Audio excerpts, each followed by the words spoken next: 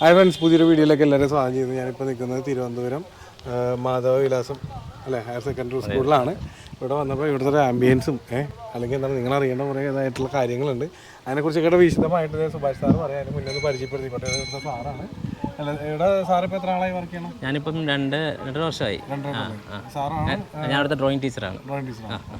ഇവിടെ സാറിൻ്റെ കുറേ അല്ലേ കലാവിരുദ്ധൊക്കെ കാണാനുണ്ട്.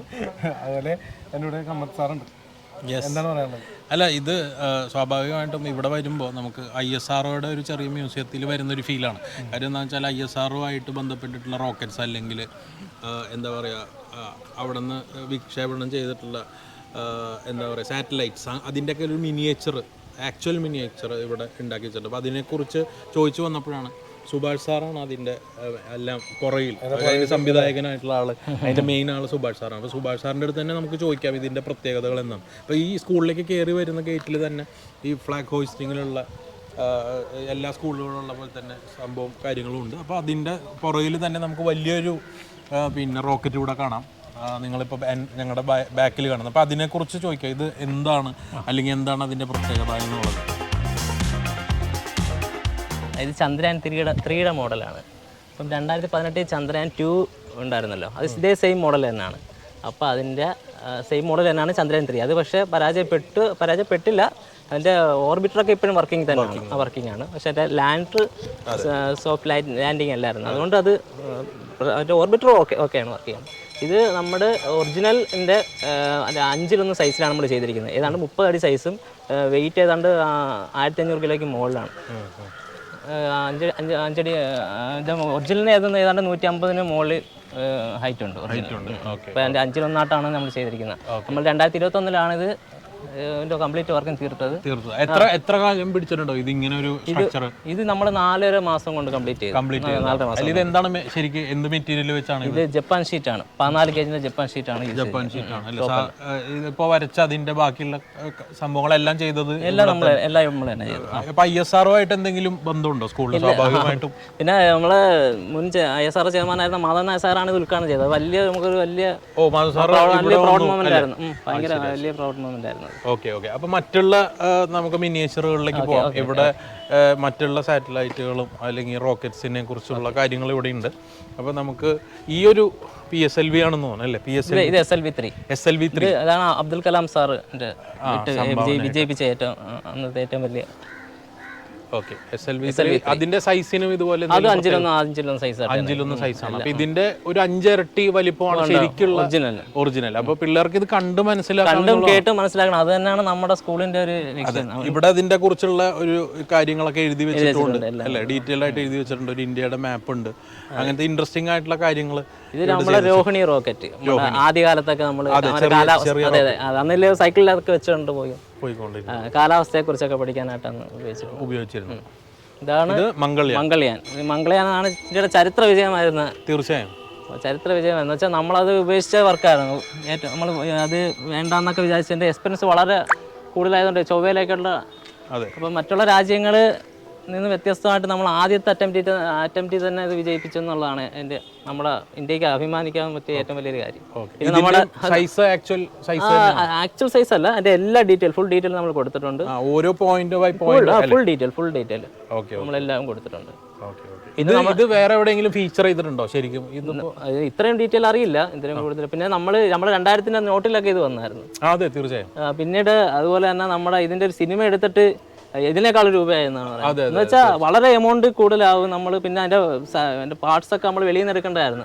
അപ്പോൾ നമ്മൾ പിന്നെ അത് എല്ലാം ഇന്ത്യയിൽ തന്നെ ചെയ്തെന്നുള്ളത്. അപ്പോൾ നിങ്ങൾ ഇതിന്റെ ഒരു മിനിയേച്ചർ ഇവിടെ സ്കൂളിൽ നിന്ന് ഉണ്ടാക്കുമ്പോൾ സ്കൂളിന്റെ ഫണ്ട് ഉപയോഗിച്ചിട്ടാണ്? അതെ, നമ്മുടെ മാനേജർ നമ്മുടെ സാർ മോഹൻകുമാർ സാറിന്റെ ഒരു സപ്പോർട്ട് കൊണ്ട് മാത്രമാണ് ഇതെല്ലാം നടക്കുന്നത്.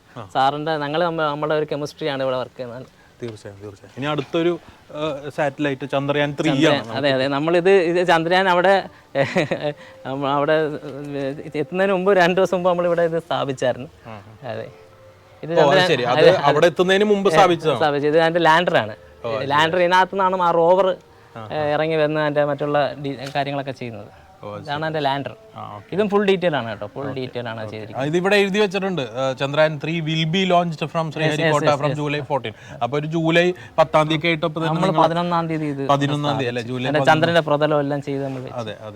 പിന്നെ രണ്ട് ഇൻട്രസ്റ്റിംഗ് ആയിട്ടുള്ള കാര്യങ്ങൾ RNA DNA സ്ട്രക്ചർ അത് മൂവിങ് ആണോ? ഇതിൻ്റെ മൂവിങ് നമ്മളതിൽ വേറെ ഉണ്ട്. അതായത് അതിനകത്ത് അതിൻ്റെ വോയിസും കാര്യങ്ങളും കൊടുത്തിട്ടുണ്ട്. നമ്മൾ ഒരാൾ വന്ന് നിൽക്കുമ്പോൾ സെൻസർ ചെയ്തത്.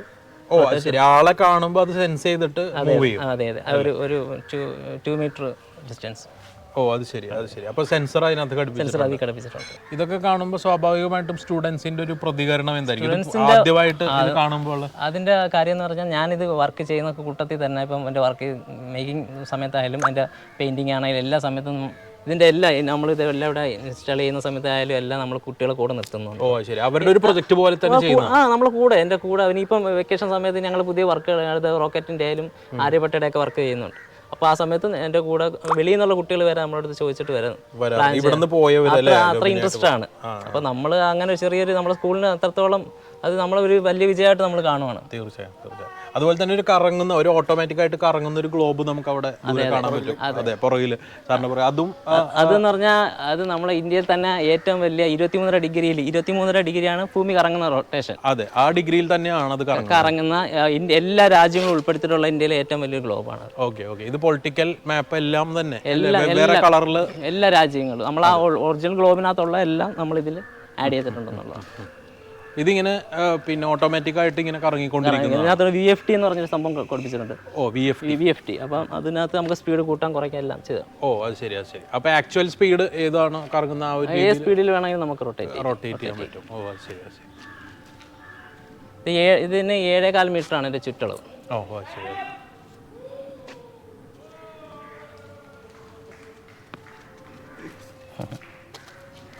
അപ്പോൾ എന്തായാലും സന്തോഷം. നമുക്ക് വളരെ വ്യക്തമായിട്ട് തന്നെ അതെ സുഭാഷ് സാർ കാര്യങ്ങൾ പറഞ്ഞു തന്നു. സുഭാഷ് സാറ് മാത്രമല്ല, ചോദ്യങ്ങൾ കറക്റ്റായിട്ട് ചോദിച്ചു. ഞാൻ ചോദിച്ചു ചിലപ്പോൾ ഇത്രത്തോളം എത്തൂലായിരുന്നു.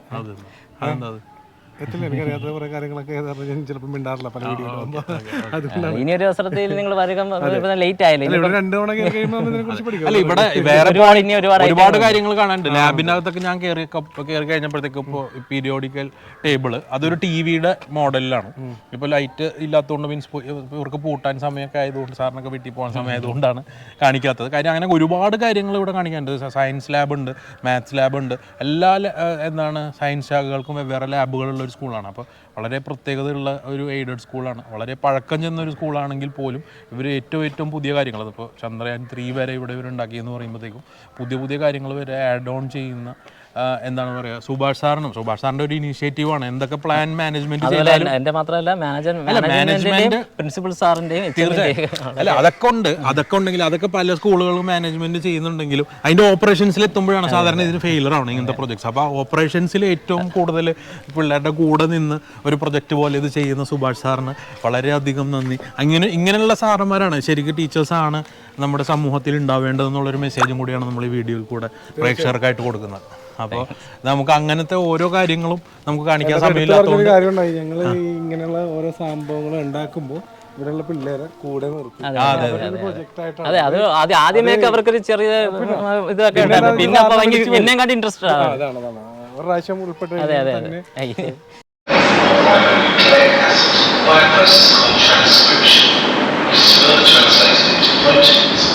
നമ്മൾ നേരത്തെ കണ്ട DNA-യുടെ ഒരു വർക്കിംഗ് മോഡലാണ്. ഇതിനകത്ത് നമ്മൾ സൗണ്ടും കാര്യങ്ങളെല്ലാം കൊടുത്തിട്ടുണ്ട്. അതൊരു സെൻസർ കൊടുത്തിട്ടുണ്ട്. സെൻസർ നമ്മൾ 2 മീറ്ററിൻ്റെ അടുത്ത ഡിസ്റ്റൻസിൽ നമ്മൾ ഇത് സെൻസ് ചെയ്തു. ഇത് ഓണാക്കുന്നല്ലേ, ഓട്ടോമാറ്റിക്കലി ഓൺ ആയിക്കോളും. അപ്പോൾ ഒരു എക്സിബിഷനൊക്കെ വെക്കുവാണെങ്കിൽ ആളുള്ള സമയത്ത് മാത്രം ഓട്ടോമാറ്റിക്കലി വർക്ക് ചെയ്യുന്ന മാത്രമേ ഉള്ളൂ.